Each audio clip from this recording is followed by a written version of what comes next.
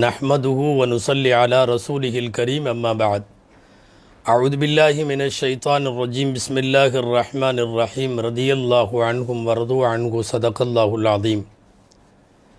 அளவற்ற அருளாளனும் நிகரற்ற அன்புடையோனுமாகிய எல்லாம் வல்ல அல்லாஹுவின் பெயரால் துவங்குகிறேன். அருமைநாயகம் முஹம்மதுர் ரசூலுல்லாஹ் ஸல்லல்லாஹு அலைஹி வஸல்லம் அவர்களின் மீதும்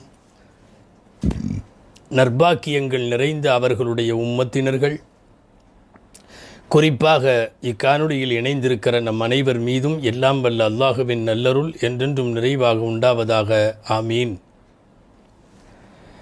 அல்லாஹுவின் பேரருளால் இஸ்லாத்தின் வேர்களும் விழுதுகளும் தொடருடைய 64வது நாளான இன்று நபிகள் நாயகம் ஸல்லல்லாஹு அலைஹி வஸல்லம் அவர்களினுடைய சத்திய சஹாபாக்களில் மிகப்பெரிய ஆளுமைகளின் வரிசையில் இன்றைக்கு அற்புதமான கவிஞர் கஅப் பின் ஸுஹைர் ரலியல்லாஹு தஆலா அன்ஹு அவர்களை பற்றி பார்க்க இருக்கிறோம்.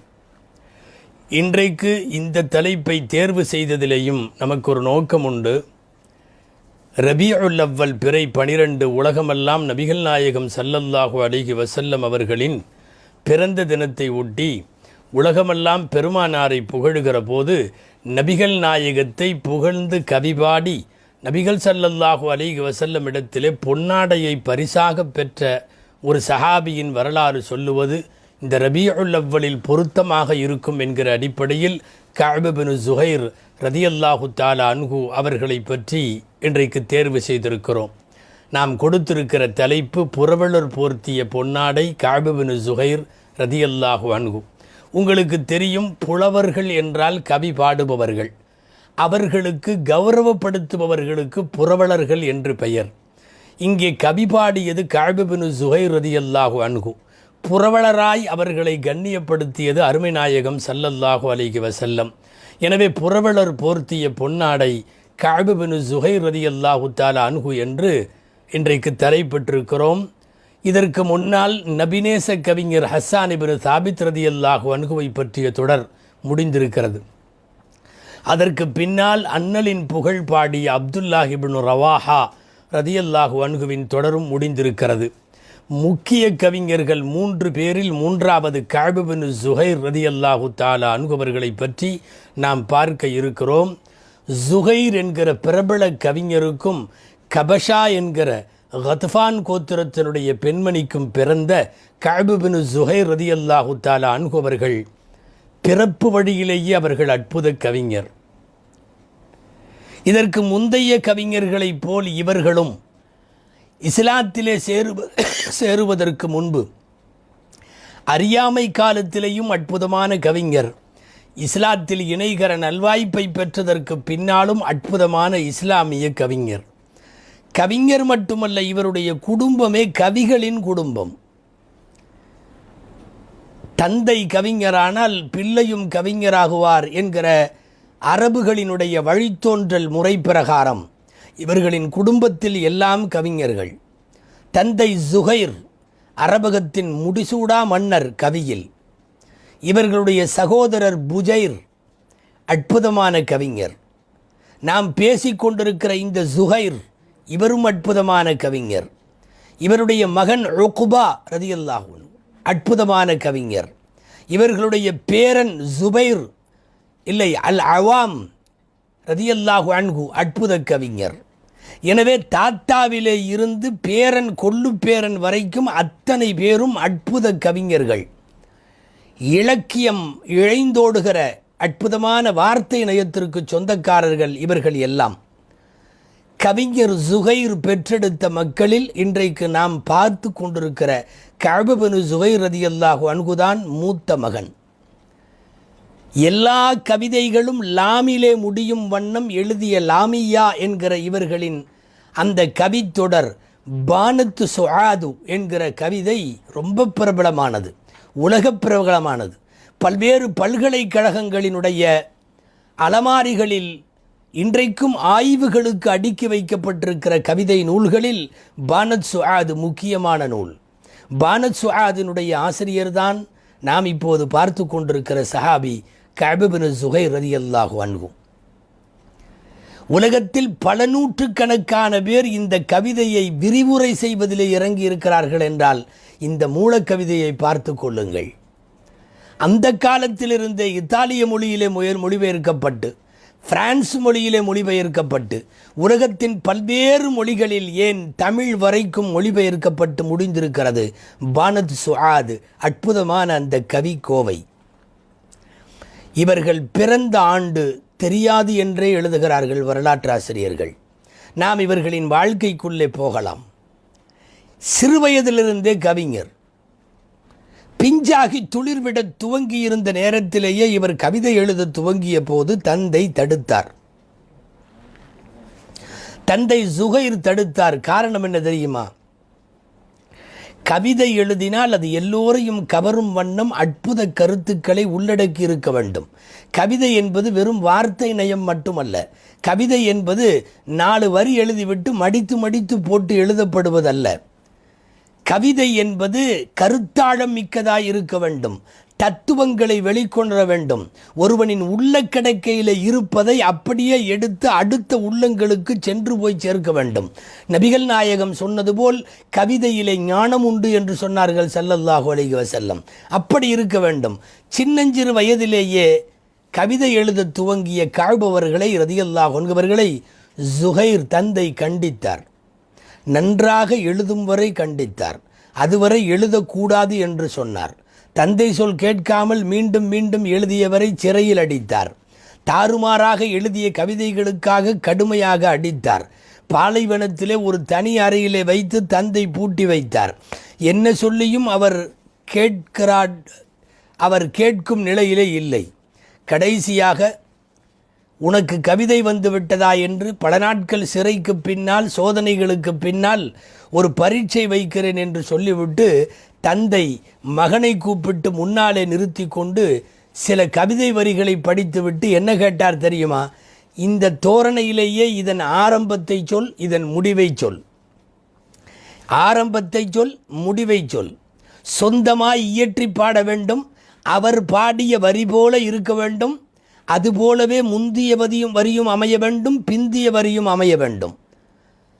அந்த சிறு வயதிலேயே பாரம்பரியத்தின் வழியாக பெற்ற ஞானம் அற்புதமாய் பாடி முடித்தார். அந்த தேர்வில் ஜெயித்தார் கஅப்.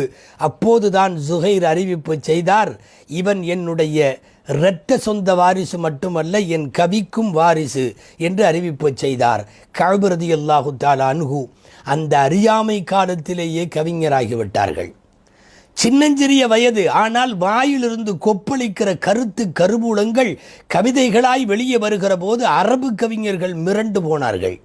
இளவயதிலேயே இப்படி ஒரு கவி நயமா, சொற்சுவையா என்று அவர்களெல்லாம் சிலாகித்தார்கள்.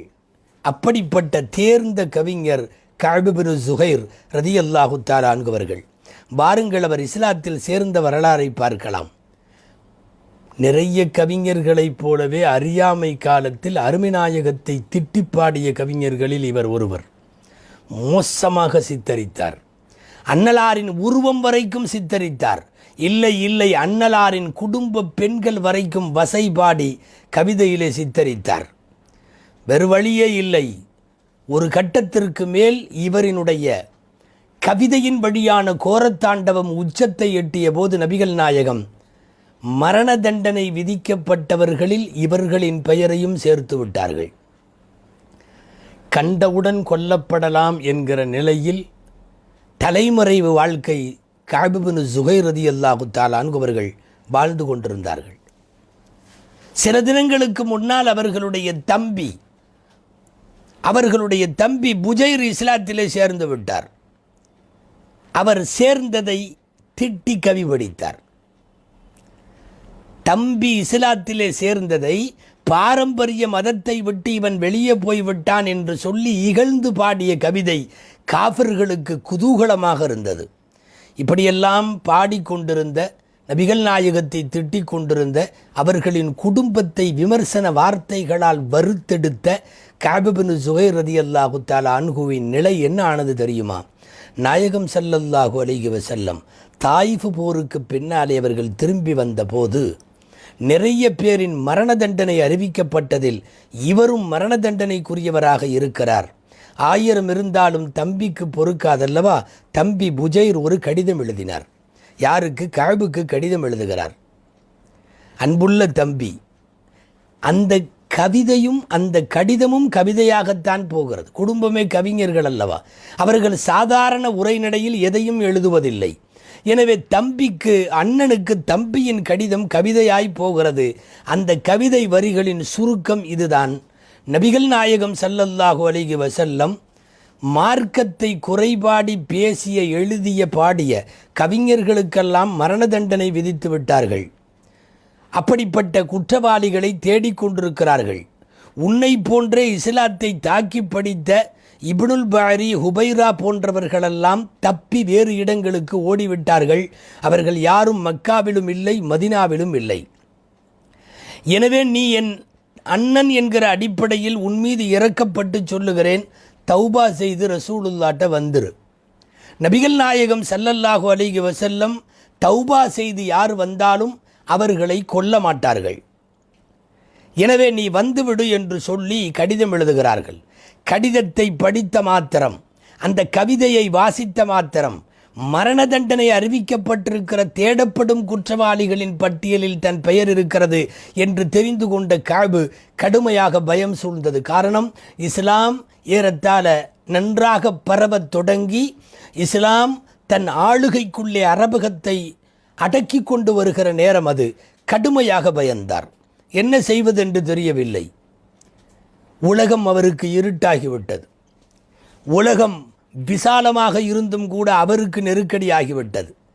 நிர்பந்தமாக அப்போது, நான் பெருமானாருக்கு முன்னாலே பயந்து கொண்டு நிற்கிறேன் என்கிற பொருளை உட்பட ஒரு கவிதையை, ஒரு கசீதாவை அற்புதமாய் வடித்தார். அதுதான் பானத்து சுஆதி என்கிற பிரபலமான கவிதை. நபிகள் நாயகம் ஸல்லல்லாஹு அலைஹி வஸல்லமை சந்திக்க, அவர்களிடம் போய் பாவ மன்னிப்பு தேடி முஸ்லிமாக புறப்பட்டு விட்டார் மதீனாவை நோக்கி. மக்காவிலே இருந்து முசைனா கோத்திரத்தை சார்ந்த, தாய் வழியில் கத்ஃபானியாவை சேர்ந்த இந்த கஅப் பின் ஸுஹைர் மதீனாவுக்கு வந்து விட்டார். மதீனாவுக்குள்ளே போகலை. பயம், என்ன நடக்குமோ? போன உடனே யாராவது தலையை வெட்டிட்டா? என்ன அறிவிப்பு செய்யப்பட்டிருக்கிறது, இவரை கண்டவுடன் கொல்லலாம். மிக மோசமாக மார்க்கத்தை விமர்சித்த பட்டியலில் இவர் இருக்கிறார். பயந்துட்டு மதீனாவுக்கு வெளியே ஒரு இடத்துல, ஆரஃப்னு ஒரு இடம், அந்த இடத்துல தங்கியிருக்கார். எதேச்சையாக என்ன நடந்துச்சு தெரியுமா? அந்த இடத்துக்கு நபி ஸல்லல்லாஹு அலைஹி வஸல்லம் மக்களுக்கு போதனை செய்வதற்காக ஊரை விட்டு வெளியே வந்திருக்காங்க. இப்போ மதீனாவின் ஊருக்கு வெளியே, மதீனாவின் நுழைவாயிலில் பெருமானாரும் இருக்கிறார்கள், கஅபும் இருக்கிறார்கள். 2 பேரும் சந்திக்கலை.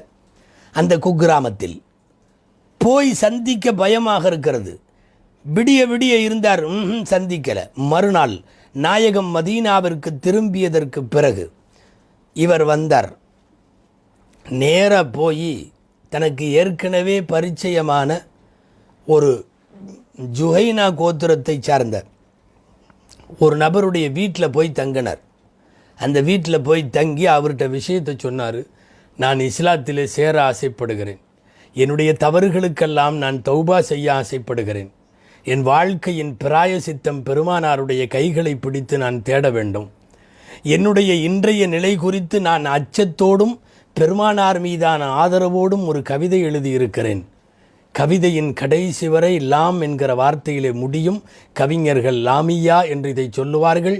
அப்படி ஒரே ஒற்றை சொல்லில் நூற்றுக்கணக்கான வரிகளை உள்ளடக்குவது என்பது மரபு கவிஞர்களுக்கு மட்டுமே சாத்தியமானது. அப்படிப்பட்ட கவிதை எழுதியிருக்கிறேன். நான் ரசூலுல்லாட்ட போகணும். அவர் வாயங்கோடன்னு ஃபஜ்ரு தொழுகைக்கு கூட்டிகிட்டு போனார். மஸ்ஜிதுன் நபவி, உங்களுக்கு தெரியும், ஃபஜ்ரு தொழுகை களைகட்டி இருக்கும். நபிகள் நாயகம் ஸல்லல்லாஹு அலைஹி வஸல்லம் தொழ வைக்கிறார்கள். சஹாபாக்களின் பெருங்கூட்டம் மஸ்ஜிதுன் நபவியில் போய்விட்டார்கள். தூரத்திலிருந்தே இந்த தோழர் காட்டி கொடுத்தார். கஅப், அங்கவார் அமர்ந்திருக்கிறார்கள் ரசூலுல்லாஹ். நல்ல வேளையாக நாயகம் இதற்கு முன்னால் கஅபை பார்த்ததில்லை. அவர் எழுதிய மோசமான கவிதைகளை வாசித்திருக்கிறார்கள், மிக மோசமான வார்த்தைகளை கேட்டிருக்கிறார்கள், ஆனால் பார்த்ததில்லை. இவர் சொன்ன உடனே என்ன செய்தார் தெரியுமா? நடுக்கத்தை எல்லாம் விட்டுட்டு நடக்கிறது நடக்கட்டும்ன்ட்டு நேராக போய் ரசூலுல்லா ஸல்லல்லாஹு அலைஹி வஸல்லம் முன்னாடி மண்டி போட்டு உட்காந்துட்டார். உட்கார்ந்தவர் உட்கார மட்டும் செய்யலை, நபி ஸல்லல்லாஹு அலைஹி வஸல்லம் கையை பிடிச்சி தான் கையோடு வச்சுக்கிட்டார். இப்போ ரசூலுல்லாவுடைய 2 கையும் கஅப் ரலியல்லாஹு 2 கையில் பிடிச்சிட்டு தந்திரமாக ஒரு கேள்வி கேட்டார். என்ன தெரியுமா? அல்லாவின் தூதரே, மக்காவில இருந்து மோசமாக திட்டி உங்களை கவிதை பாடிய கஅபை, நிறைய பேர் இஸ்லாத்தில் வர்றாங்க, நீங்கள் மன்னிக்கிறீங்க, அந்த கஅபை நான் கூட்டிகிட்டு வந்தால் மன்னிச்சிருவீங்களா? இவர் என்னமோ ஏற்கனவே முஸ்லீமாக இருக்கிற மாதிரி கஅபை தான் கூட்டிகிட்டு வர்ற மாதிரி ரசூல் ஸல்லல்லாஹு அலைஹி வஸல்லம் பேசுகிறார். கஅபை நான் கூட்டிகிட்டு வந்தால், அவர் தௌபா செஞ்சு வந்தால் கஅபையும் மன்னிச்சிருவீங்களா அப்படின்னு கேட்குறாங்க. நபி ஸல்லல்லாஹு அலைஹி வஸல்லம் இதுவரை பார்த்ததில்லை. எனவே சொன்னார்கள், ஆம், தௌபா செய்து அவர் வந்தாலும் நான் மன்னிப்பேன். சொன்னது தான் தாமதம். டப்புன்னு சொன்னார், அல்லாவின் தூதரே, நான் தான் கஅப். இதுவரை உங்களை வசைபாடி, உங்களின் குடும்பத்தை வசைபாடி, மோசமான சொற்களால் திட்டி தீர்த்த அந்த கவிஞன் நான் தான். உண்மையில் நான் தௌபா செய்து வந்திருக்கிறேன். இந்த வார்த்தையை நான் தான் கஅப்னு சொன்னாரா இல்லையா? பக்கத்தில் உள்ள அன்சாரி ஒருத்தர் இடுப்பில் இருந்த வாளை உருவிட்டார். தஅனி அத்ரிபு உனுகஹு யா ரசூலல்லாஹ், அல்லாஹ்வின் தூதரே விடுங்க, அவன் தலையை வெட்டுறேன். ஃபகஃபன் நபியு ஸல்லல்லாஹு அலைஹி வஸல்லம் அன்ஹு வகால ஜாஅ தாயிபன், விட்டுருங்கப்பா, அவர் தௌபா செஞ்சு வந்திருக்கிறார் என்று சொல்லிவிட்டார்கள். கஅபிற்கு உயிர் பிச்சை கிடைத்து விட்டது. ஷஹாதத்து களிமா சொன்னார்கள், ரசூலை பாரி அணைத்தார்கள், தௌபாவை தெரியப்படுத்தினார்கள். ஹிஜ்ரி 7ஆம் ஆண்டின் கடைசி என்றும் 8வது ஆண்டின் துவக்கம் என்றும் வரலாற்றாசிரியர்கள் எழுதுகிற இந்த நிகழ்வில் நபிகள் நாயகம் ஸல்லல்லாஹு அலைஹி வஸல்லத்திற்கு முன்னால் நடுநடுங்கி கொண்டு நின்ற அவருடைய சூழ்நிலை. இப்போது அவர் இஸ்லாமிய கவிஞர். என்ன சின்னதாக ஒரு வருத்தம், நான் தான் கஅப்னு சொன்ன உடனே டக்குன்னு ஒருத்தர் அன்சாரிகளில் வாழை உருவினார்ல, அதனால் அன்சாரிகளில் அந்த கோத்திரத்து மேலே அவருக்கு கொஞ்சம் வெறுப்பு. அவங்க மனம் இறுகியவர்கள்னு இந்த பானத்து சுவாதுன்னு அவர் எழுதின கவிதையை படித்தாவே தெரியும். முஹாஜிர்கள் மக்காலிருந்து போனவங்கெல்லாம் யாரும் திட்டலை, அதனால் முஹாஜிர்களை ஏகத்துக்கும் பாராட்டுறார். அன்சாரிகளில் அந்த வாழ உருவன ஆளை தவிர மீதி எல்லாரையும் பாராட்டுகிறார். அவர் மீது மட்டும் லேசாக அவர் சாடி பாய்வது கவிதையினுடைய அந்த அந்த அந்த இலக்கிய சிலேடையிலே நன்றாக தெரியும். நபிகள் நாயகம் ஸல்லல்லாஹு அலைஹி வஸல்லம்ட முன்னாடி நின்னவர் நபி ஸல்லல்லாஹு அலைஹி வஸல்லம்ட பாட ஆரம்பித்தார். பனத் சுஆது ஃப கல்பில் யௌம மத்பூலுன்னு ஆரம்பித்தார். பாருங்கள், ஒரு காதலன் காதலியை பிரிவது போல் தொடங்குகிற அந்த கவிதை உள்ளுக்குள்ளே பல்வேறு செய்திகளை பேசுகிறது. மாதர் காதலையும் பேசுகிறது, தூதர் காதலையும் பேசுகிறது. நபிகள் நாயகம் ஸல்லல்லாஹு அலைஹி வஸல்லம் அவர்கள் கவிதையை கேட்டுக்கொண்டே வந்தார்கள். பெருமானாரை பாராட்டி படிக்கிற உச்சகட்டமான உலக புகழ் பெற்ற அந்த வரி ரசூலுல்லாவுக்கு இந்த கவிதையில் ஒளிஞ்சிருக்கிற அந்த ஆழமான கருத்தாளம் கவர்ந்துருச்சு. பொதுவாக ரசூல் ஸல்லல்லாஹு அலைஹி வஸல்லம் நபிகளாக இருந்தும் கூட கவிரசனை உள்ளவர்கள். சில பேர்லாம் பெரிய பெரிய தலைவர்களுக்கு கவிதையெல்லாம் ரசிக்க தெரியாது, விளக்கி சொன்னால் தான் விளங்கும். ஆனால் அற்புதமாய் கவிதையை ரசிப்பார்கள் ஸல்லல்லாஹு அலைஹி வஸல்லம். இவர் என்ன இவ்வளவு ஆழமாக கருத்துக்களை எடுத்துக்கொண்டு வருகிறாரே என்று கஅபின் மீது மரியாதை கூடியது. ஒரு கட்டத்தில் இன்னர் ரசூல லநூருன் யுஸ்தலாஉ பிஹி முஹன்னதும் மின் சுயூஃபில்லாஹி மஸ்லூலு. அற்புதமான வரி. நபிகள் நாயகம் ஸல்லல்லாஹு அலைஹி வஸல்லம் என்கிற பேரொளி பார்ப்பவர்களெல்லாம் அதிலே இருந்து ஒளியை பெற்றுக்கொள்ளலாம், பிரகாசத்தை பெற்றுக்கொள்ளலாம். அவர் இந்தியாவினுடைய உருவப்பட்ட அல்லாஹுடைய வாள். அவர் வாளுன்னு சொல்லாமல் இந்தியாவுடைய வாள் என்று சொன்னதால் இந்தியர்களாகிய நாமெல்லாம் பெருமைப்படுகிறோம். 1400 வருஷத்துக்கு முன்னால் அரபகத்தினுடைய கிராமத்தில் பாடிய ஒரு கவிஞனின் வார்த்தையில் இந்தியாவினுடைய வாள் தரம் மிக்கது என்று பேசப்பட்டிருக்கிறது என்றால் இந்திய தயாரிப்புகளை குறித்த பெருமிதம் நம்மை தொற்றிக் கொள்ளுகிறது. முஹன்னதும் மின் சுயூஃபில்லாஹி மஸ்லூலு என்ற வார்த்தையை படித்த உடனே எந்திரிச்சிட்டாங்க ஸல்லல்லாஹு அலைஹி வஸல்லம். அந்த ஒளிந்திருக்கிற கருத்து, வார்த்தை நயம், இலக்கிய சிலேடை, அந்த இலக்கண அணிவகுப்பு எந்திரிச்சு தாங்கள் போர்த்தி இருந்த பொன்னாடை, போர்வை, ஒரு சால்வை, ஒரு மிகப்பெரிய துண்டு, அதை எடுத்து சபையோருக்கு முன்னாலே அவரை கௌரவப்படுத்தி உட்கார்ந்த நிலையில் அல்ல, கவிஞர் நின்றிருக்கிறார், அவருக்காக நாயகமும் நின்று அந்த கவிஞருக்கு பொன்னாடை போர்த்தினார்கள் நபிகள் நாயகம் ஸல்லல்லாஹு அலைஹி வஸல்லம். அல்லாஹு அக்பர். தலை போயிருமோன்ட்டு நேற்று ராத்திரி வரையும் வர்றதுக்கு தயங்கினவர் இன்று மறுநாள் அதிகாலையிலே அல்லாஹுவின் தூதரால் அவர்கள் மேனியிலே போட்டிருந்த பாக்கியம் பொருந்திய துண்டு பொன்னாடை இவர்களுக்கு போர்த்தப்படுகிறதென்றால் அந்த மகிழ்ச்சிக்கு சொல்லவா வேண்டும்? எல்லையில்லாத மகிழ்ச்சி. கஅப் பின் ஸுஹைர் ரலியல்லாஹு தஆலா அன்ஹு காலம் முழுக்க மௌத்தாகிற வரை அந்த துண்டை பெருமை பொங்க சபையிலே போட்டு வருவார்கள். முக்கிய விசேஷங்களின் போதெல்லாம் பெருமானார் புரவலர் போர்த்திய அந்த பொன்னாடையோடு தான் இவர்களை பார்க்க முடியும். நபிகள் நாயகம் ஸல்லல்லாஹு அலைஹி வஸல்லம் மேனியில் பொத்திருந்ததை சபைக்கு முன்னாடி கௌரவப்படுத்தி பொன்னாடை போத்துனா அது எவ்வளோ பெரிய நிகழ்ச்சி. இந்த கஅப் பின் ஸுஹைர் ரலியல்லாஹு அன்ஹு இஸ்லாத்திலே சேர்ந்த இந்த முழு வரலாறு எல்லா வரலாற்று நூல்களிலும் இருக்கிறது. குறிப்பாக இது ரொம்ப விரிவாக எழுதினவங்க 2 பேர். அல்லாமா ஸஹபி ரஹ்மத்துல்லாஹி அலைஹி அவர்கள் தங்களுடைய அலாமுன் நுபலாவில் எழுதியிருக்கிறார்கள். நைலுல் அவுத்தாரிலே அல்லாமா ஷவுகானி ரஹ்மத்துல்லாஹி அலைஹி அவர்கள் எழுதியிருக்கிறார்கள்.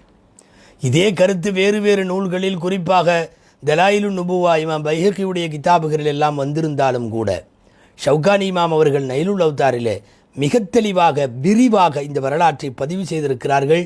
சொல்லப்போனால் நாம் ஓரளவு அதை சுருக்கி சொல்லி இருக்கிறோம். பெருமானாருடைய போர்த்தப்பட்ட இந்த துண்டு நிறைய ஹலீஃபாக்களுக்கு கண்ணை உறுத்தியது. நம்ம தோளில் இருந்தால் நல்லா இருக்குமே. அல்லாஹ் சில பேருக்கு சில போஸ்ட்டு சில கண்ணியத்தை வச்சுருப்பான், எல்லாருக்கும் எல்லாம் கிடைக்கிறதில்ல. ஆனாலும் முஆவியா ரலியல்லாஹு அன்ஹு ஹலீஃபாவாக இருந்தபோது முஆவியா ரலியல்லாஹு அன்ஹுக்கு ஒரு ஹேபிட் இருந்தது, ஒரு பழக்கம். என்ன தெரியுமா? யார்கிட்ட எல்லாம் ரசூலுல்லாவுடைய தபர்ருக்கு இருக்குதோ, என்னென்னவெல்லாம் இருக்குதோ தேடி பிடிச்சி எத்தனை லட்சம் கொடுத்தாலும் வாங்கிடுவார். ரசூல் ஸல்லல்லாஹு முடி யார்கிட்ட இருக்குது, நபி ஸல்லல்லாஹு வெட்டப்பட்ட நெகை யார்கிட்ட இருக்குது, நபி ஸல்லல்லாஹு பயன்படுத்தின துணி யார்கிட்ட இருக்குது, எல்லாத்தையும் வாங்கி வாங்கி சேகரிப்பதை தன் ஆயுளின் லட்சியமாக கொண்டிருந்தவர்கள் முஆவியா ரலியல்லாஹு அன்ஹு. நாம் அவர்களின் வரலாற்றை பேசுகிற போதும் அதை சொல்லி இருக்கிறோம், என்னென்னவெல்லாம் வைத்திருந்தார்கள் என்று. இப்போ இந்த பொன்னாடிக்கு வந்துட்டாங்க. முஆவியா ரலியல்லாஹு கஅப் ரலியல்லாஹு அன்ஹுடைய வாரிசுகள்கிட்ட, கஅப் ரலியல்லாஹு அன்ஹுட்ட வாங்க முடியல. பொன்னாடை நேரடியாக பொத்தினவர் அவருக்கு தான் தெரியும் அதை கொடுக்குறப்ப என்ன வழிங்கிறது. வாரிசுகள் கொடுத்துட்டாங்க. 20,000 திர்ஹம் முஆவியா ரலியல்லாஹு அன்ஹு கொடுத்து எனக்கு கொடுங்கன்னாங்க. முஆவியா ரலியல்லாஹு அன்ஹுக்கு பின்னாடி என்னாச்சு தெரியுமா? ஹலீஃபாக்கள் பூரா அதை பொத்துவாங்க. எப்போ தெரியுமா? ஈது தொழுகைக்கு அரசர் வரும்போது அந்த பொன்னாடை தான் போத்திருப்பார். பனு உமையாக்கள், உஸ்மானியாக்கள் என்று ஒரு நீண்டகால பாரம்பரியம், அந்த பாரம்பரியம் வரைக்கும் ஹலீஃபாக்களுடைய அரசர்களுடைய துண்டாக இந்த துண்டு கஅப் பின் ஸுஹைர் ரலியல்லாஹு அன்ஹுவுக்கு போர்த்தப்பட்ட துண்டு இருந்தது. அதை போட்டுக்கொண்டு தான் ஈது தொழுகைக்கு எல்லாரும் வருவார்கள். ஹைர், அறியாமை காலத்தில் பசைபாடும் கவிஞராக இருந்து பின்னாலே பெருமானாரை வாழ்த்து பாடும் கவிஞராய் மாறிவிட்டார். ஒரு சிங்கத்திற்கு முன்னாலே நான் நிற்கிறேன் என்று பெருமானாரை பார்த்து பாடுகிறார்கள். ஒரு பெரிய யானை, பானுசுவாதனுடைய 44 to 48 அந்த பானுசுவாதனுடைய கவிதை வரிகளை பார்த்தா தெரியும். என்ன, ஒரு யானை நான் பெருமானாருக்கு முன்னாலே அஞ்சி நடுங்கி உயிர் பிச்சை கேட்டு நபிகள் நாயகம் ஆதரிப்பார்களா என்கிற அச்சத்தோடு மதீனாவின் வீதியிலே நிற்கிற என்னுடைய நிலையை யானை பார்த்தா கூட நடுங்கிரும். அதாவது இதை கவிஞர்களுக்குத்தான் தெரியும். இதனுடைய உவமையில் இந்த தற்குறி பேச்சு பாடுதல் என்கிற அந்த உவமை எந்த அளவிற்கு இதில் கையாளப்பட்டிருக்கிறது. இஸ்லாமிய கவிஞராய் மாறிவிட்டார். கஅப் ரலியல்லாஹு அன்ஹு வெறும் கவிஞர் மட்டுமல்ல, இளவயதிலேயே பெரிய குதிரை வீரர். டெய்லியும் வேலை என்ன தெரியுமா? குதிரை எடுத்துட்டு சக வயது மாணவர்களோடு இளைஞர்களோடு போய் வேட்டையாடுவதில் வல்லவர், குதிரை போரிலே வல்லவர், மிகப்பெரிய கவிஞர். உமர் இப்னுல் கத்தாப் ரலியல்லாஹு தஆலா அன்ஹு அறியாமை காலத்தினுடைய கவிஞர்களில் நம்பர் 1 முதலிடத்தை இவர்களுக்கு வழங்கியதிலிருந்தே நாம் தெரிந்து கொள்ளலாம். அரபுகளுக்கே உரித்தான மனிதாபிமானம் இருந்தது, மனிதநேயம் இருந்தது, கொடைத்தன்மை இருந்தது, வீரம் இருந்தது. ஒருங்கே எல்லா நலன்களும் அமையப்பெற்ற அற்புதமான குழந்தையாக வளர்ந்தார்கள் ஹதரத் கஅப் இப்னு ஸுஹைர் ரலியல்லாஹு தஆலா அன்ஹு. கவிதையிலையும் சும்மா ஒரு சப்ஜெக்டில் சில பேர்லாம் கவிதை எழுதுவாங்க, வெறும் காதல் கவிதையாக இருக்கும். சில பேர் கவிதை எழுதுவாங்க, வெறும் இரங்கல் கவிதையாக இருக்கும். கஅப் இப்னு ஸுஹைர் ரலியல்லாஹு அன்ஹு ஆயுள் முழுக்க எழுதிய கவிதைகள் உலகத்தினுடைய பல்வேறு யூனிவர்சிட்டிகளிலே பகுப்பாய்வு செய்யப்பட்டிருக்கிறது. அதில் என்னென்ன இருக்குது தெரியுமா? அறியாமை காலத்தில் குலப்பெருமை குறித்து பாடியிருக்கிறார். ஒரு காதலியை வைத்துக்கொண்டு அவளுடைய பிரிவில் வாடுவதை பக்கம் பக்கமாக எழுதி தள்ளி இருக்கிறார். இதுவெல்லாம் போக அவர்களினுடைய குடும்ப கோத்திரத்தினுடைய கலாச்சாரத்தை குறித்து எழுதியிருக்கிறார். ஏன் நபிகளாரை நோக்கி நடக்கிற போது அவரை சுமந்து சென்ற அந்த ஒட்டகத்தை குறித்து அவர் வர்ணிக்கிற வர்ணனை, அல்லாஹு அக்பர், சாதாரண வர்ணனை அல்ல. திட்டுகிற பொண்டாட்டியை பற்றி கவிதை எழுதியிருக்கிறார். இது அந்த காலத்திலிருந்தே இருந்திருக்குது. தன்னை வசைபாடும் மனைவியை குறித்து இவர் எழுதிய கவிதை ஃபேமஸ் ஆனது. எனவே புகழ் கவிதை பாடியிருக்கிறார், இரங்கல் கவிதை பாடியிருக்கிறார், வசைபாடி மற்றவர்களை திட்டும் கவிதை பாடியிருக்கிறார், கண்டன கவிதைகள் பாடியிருக்கிறார். எல்லாத்துக்கும் மேலே உதுர் என்று சொல்லக்கூடிய, இழ்த்திதார் என்று சொல்லக்கூடிய, அதாவது தெரியாமல் நடந்துருச்சு அப்படின்னு தப்புக்காக வேண்டி ஏங்கி பாடுவார்கள் அல்லவா, அந்த கவிதையில் இவர் ஃபேமஸ் ஆனவர். குறிப்பாக நபிகள் நாயகத்தை நோக்கி நான் கடந்த காலங்களிலெல்லாம் இப்படி செய்துட்டனேன்னு இவர் அந்த பானத்து சுஆதிலே உருகி வழிந்து பாடுகிற வரிகள் உண்மையாகவே சாமானிய மக்களுக்கு எப்படியோ கவிஞர்களுக்கு நிச்சயம் கண்ணீரை வரவழைக்கும். இப்படிப்பட்ட பெருங்கவிதைகளுக்கெல்லாம் சொந்தக்காரரான கஅப் இப்னு ஸுஹைர் ரலியல்லாஹு தஆலா அன்ஹு இஸ்லாத்திற்கு பின்னால், அதாவது கவிஞர்களை வீணர்கள் பின்பற்றுவார்கள் என்கிற வசனம் வருகிறதே, அதிலே இவர் சேரவில்லை. இல்லல்லதீன ஆமனு வஅமிலு ஸாலிஹாத் என்று அல்லாஹ் கவிஞர்களில் நல்ல கவிஞர்களை பிரித்து சொல்லுகிறான் அல்லவா, அதிலே இவர் சேர்ந்து விட்டார். அறியாமை கால கவிதைகள் அநியாயமாயிருந்தாலும் இஸ்லாத்திலே சேர்ந்ததற்கு பிறகு இஸ்லாத்தின் புகழ்பாடும் இறை தூதரின் நாதம் பாடும் இனிய கவிஞராய் மாறிப்போன ஹதரத் கஅப் இப்னு ஸுஹைர் ரலியல்லாஹு தஆலா அன்ஹு அவர்களினுடைய வார்த்தைகள் இன்றைக்கு வரையும் அரபு இலக்கண இலக்கியம் படிப்பவர்களுக்கு பாடநூலாக வைக்கப்பட்டிருக்கிறது. நீங்கள் அஃஸலுல் உலமா பரீட்சை எழுதினாலும், அரபுகளின் எந்த பரீட்சை எழுதினாலும், அரபு இலக்கண இலக்கியத்தில் இவர் அன்றைக்கு பொழுதுபோக்காய் எழுதிய பாடல்கள்தான் நமக்கு பாடப்புத்தகமாய் மாறி இருக்கிறது என்பது எவ்வளவு பெரிய மாற்றம் இது. அல்லாஹு ஜல்ல ஷானஹு தஆலா அந்த திறமையை கொடுத்திருந்தான். கஅப் இப்னு ஸுஹைர் ரலியல்லாஹு அன்ஹு எப்போது இறந்தார்கள் என்பதில் கருத்து வேறுபாடு கொஞ்சம் அதிகமாகவே இருக்கிறது. ஹிஜ்ரி 24, 26 என்று சமீப கணக்குகளை சொன்னாலும் சில பேர் திடீரென்று ஹிஜ்ரி 42 என்று சொல்பவர்களும் உண்டு. இறந்த தேதியை அல்லாஹுவே அறிவான். மிக பெரும் இஸ்லாமிய கவிஞராய், காப்பிய கவிஞராய், நபி புகழ் பாடிய கவிஞராய் மறைந்தார்கள். புரவலர் போர்த்திய பொன்னாடை நபிகள் நாயகம் ஸல்லல்லாஹு அலைஹி வஸல்லம் கனவிலே ஒருவருக்கு பொன்னாடை போர்த்தினார்கள். அதுவும் கசீதத்துல் புர்தா. அது இமாம் பூஸ்ரி அவர்களுக்குரியது. அது புர்தா ஷரீஃப் என்று பெயர். நாயகம் நனவிலே ஒருவருக்கு பொன்னாடை போர்த்தினார்கள். அதுதான் இந்த கஅப் இப்னு ஸுஹைர். நாம் நனவிலே பொன்னாடை போர்த்திய கஅப் இப்னு ஸுஹைரை பார்த்து விட்டோம். கனவிலே பெருமானார் போர்த்திய அந்த பூஸ்ரி இமாமை பற்றி அவர்களுடைய நூற்றாண்டின் வரலாறுகள் பேசப்படுகிற போது இன்ஷா அல்லாஹ் இதே வேர்களும் விழுதுகளும் பல தொடர்களுக்கு பின்னால் நிச்சயம் இமாம் பூஸ்ரி அவர்கள் வருவார்கள். கஅப் இப்னு ஸுஹைர் ரலியல்லாஹு அன்ஹு இஸ்லாமிற்கு ஆற்றிய சேவைகளை அல்லாஹ் கபூல் செய்து அவர்களின் கடந்த கால தவறுகளை மன்னித்து மறுமையிலும் பெருமானாருக்கு பக்கத்திலே இருந்து அவர்களின் நேசக் கவிஞராய் புகழ் பாடும் வாய்ப்பை அல்லாஹ் இந்த நல்லவருக்கு வழங்குவான். ஆமீன். வஆகிரு தஅவானா அல்ஹம்துலில்லாஹி ரப்பில் ஆலமீன். அஸ்ஸலாமு அலைக்கும் வரஹ்மத்துல்லாஹி வபரகாத்துஹு.